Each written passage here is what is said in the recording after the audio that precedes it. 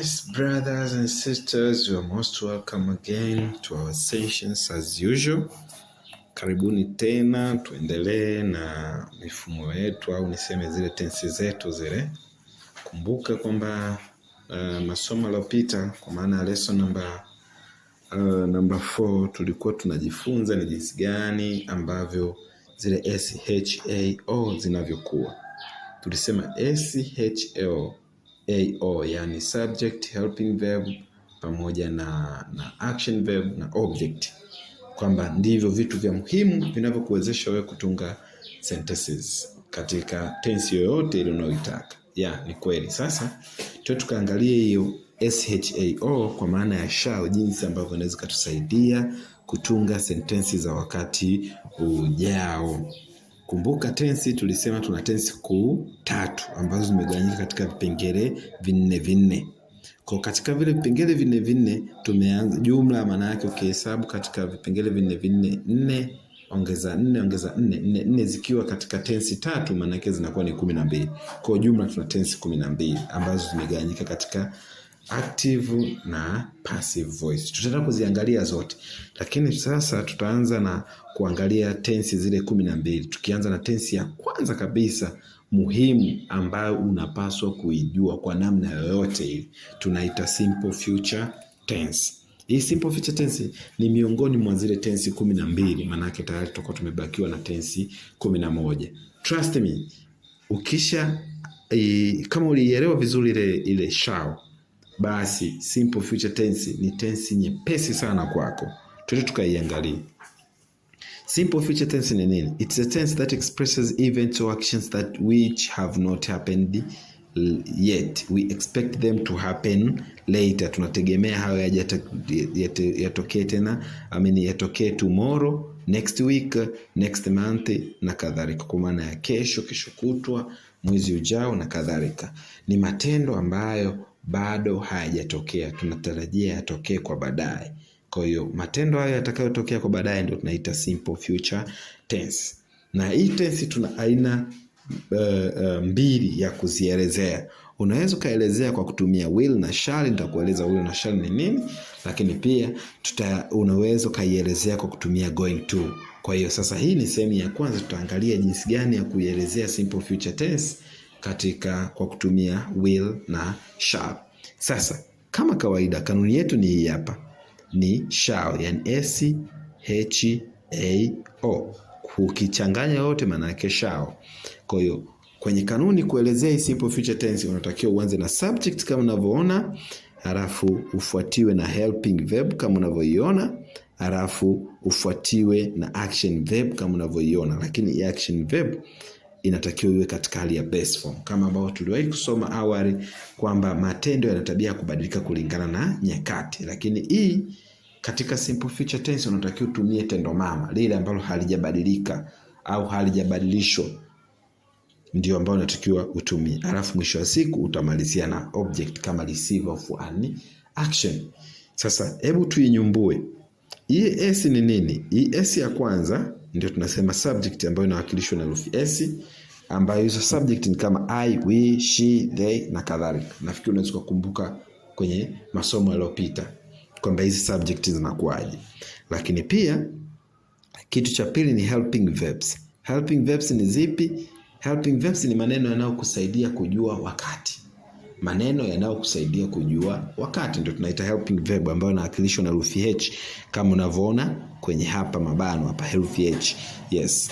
Kwa hiyo will na shall ndio maneno au ndio helping verb zitakazo kuonyesha kwamba hii sentence yangu ni simple future tense, au haya matendo ninayoyazungumza ni ya wakati ujao. Kupitia nini? Kupitia will na shall. Usipoweka will na shall, mtu hatajua kwamba ni sentences za wakati gani. Sasa anasema we use ta in Swahili like nita, wata, ata, tuta, and these are helping verbs in Swahili. Ile ta ya nita, wata, tuta, ata, hizo ni helping verb za Kiswahili, au hayo ni maneno yanayotujulisha wakati katika lugha ya Kiswahili. Sasa katika Kiingereza yanayotujulisha wakati ni will na shall. Kwa tafsiri hiyo ni kwamba nita, wata, ata, tuta, kita, zote hizi zinabebwa na neno will ama shall kwenye Kiingereza. Kwa ukishaanza na subject, kinachofuatiwa ni will ama shall. Hebu tuangalie hapa ndani hizo subjects, wahusika hawa wakiwa sambamba na helping verb ambao ni will na shall. Tuangalie hapa ndani. Kwa tunaangalia subject zikiwa sambamba na helping verb. I unasema will. We will. Kwa hapa I na will, tayari I ni subject na will ni helping verb. We will hivyo. Kwa unavyosema I will, manake mimi nita. I will inamaanisha nita, manake mimi nita. Na we will manake sisi tuta. Yes, lakini pia unaweza kusema I shall au we shall. Hiyo zote zina maana moja. Nitakuja kueleza hapo mbele chini hapo kwamba utofauti wa I will na I shall ni nini, au we will na we shall utofauti wake ni nini, kwa sababu shall na will zote zina maana moja, nita. Kwa tutaangalia hapo chini. Lakini unaweza kusema you will kwa maana wewe uta. Lakini pia unaweza kusema you will. Ila hapa sio sahihi kusema you shall. Nitakueleza pia hapo chini kwa nini sio sahihi. Natakiwa tutumie kwenye I na we peke yake. Lakini pia unaweza kusema she will, he will, it will, ama jina kama James will. Na pia unaweza kusema they will ama Juma and Joseph will. Hapo ndivyo ambavyo tunavyofanya unavyounganisha subject pamoja na helping verb. Unaziunganishaje? Kwa mfano huu hapo wa hii chart. Ukizishika hizi vizuri, basi tayari unakuwa umepata kuijua vizuri. Kumbuka I ndio S yenyewe, will ndio helping verb kwenye SHAO. S ni subject, H ni A. S ni subject, I will. Kuna I kama unavyoziona, I, we, you na kadhalika. Good. Tukaangalia jambo la tatu. Jambo la tatu ni nini? Action verb ambayo inawakilishwa na herufi A. Yes, the action verb must be in base form. Yes, action verb ni lazima iwe katika base form. Base form jina lingine linaitwa root verb au unaweza kuita empty verb. Ni tendo ambalo halijaongezwa chochote. Mfano cook, pray, come, do, sit na kadhalika. Au ni mfano wa matendo ambayo hayajaongezwa chochote, ni matendo mama. Kwa hiyo unatakiwa uanze na subject, uje na helping verb, uje na kitendo ambacho ni base form, afu umalizie na object. Object, this is the receiver of an action in the sentence. Yule mpokea tendo sasa ndo unamalizia. Nani ambaye anapokea tendo au nani anayefanyiwa hilo tendo ndo unamalizia hapo. Now, let us use formulation to compose positive sentences. Sasa wacha tutumie kanuni ili kutunga sentensi za positive, chanya kwamba kufanya, yale matendo ya kufanya yanaonekana kufanyika. Utaanza na S, utafuatiwa na H, utakuja na A, utakuja na O kama kawaida. Lakini kumbuka hapa penye A, tendo ni lazima liwe ni tendo mama. Yes. Haya, tuanze. Tunataka tumseme nani? Tuanze na kujisema sisi wenyewe. I. Hebu sema I. Yes, I. I tumesema inaendana na nini kwenye chati hapa? Will. Kwa unasema I will. Alafu tendo play. Play nini sasa? Football. Kwa ukisema I will play football, maana yake mimi nitacheza mpira. Mimi nitacheza mpira. I ndio subject kama mhusika wa sentence. Will limetuonyesha wakati, kimetuonyesha wakati. Play ni cheza, ni tendo la kucheza. Alafu football ni mpira ndio unaochezwa. Kwa hiyo I anacheza, football unachezwa. Football ni mhusika, lakini mhusika ambaye ni mtendeo.